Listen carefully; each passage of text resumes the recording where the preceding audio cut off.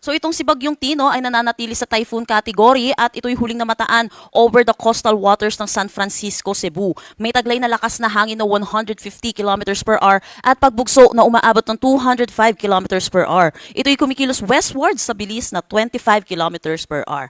Ngayong araw, inaasahan natin buong Pilipinas ay makakaranas ng maulap na papawirin na may mga pag-ulan dulot po ng iba't ibang weather system natin.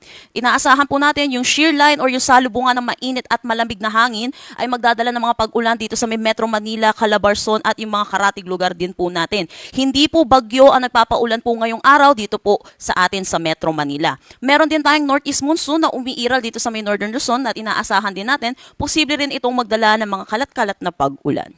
Meron tayong binabantayan na low pressure area sa labas ng ating Philippine Area of Responsibility. Ito'y huling namataan sa ilayong 2,165 kilometers east ng northeastern Mindanao. Sa ngayon po, mataas na yung chance neto na maging isang ganap na bagyo within the next 24 hours or ngayong araw, pero wala pa rin naman po itong magiging direktang epekto sa anumang parte ng ating bansa ngayong araw at hindi rin natin inaasahan na papasok ng PAR within the next 24 hours. So sa ngayon, dito po tayo magpo-focus sa bagyong si Tino.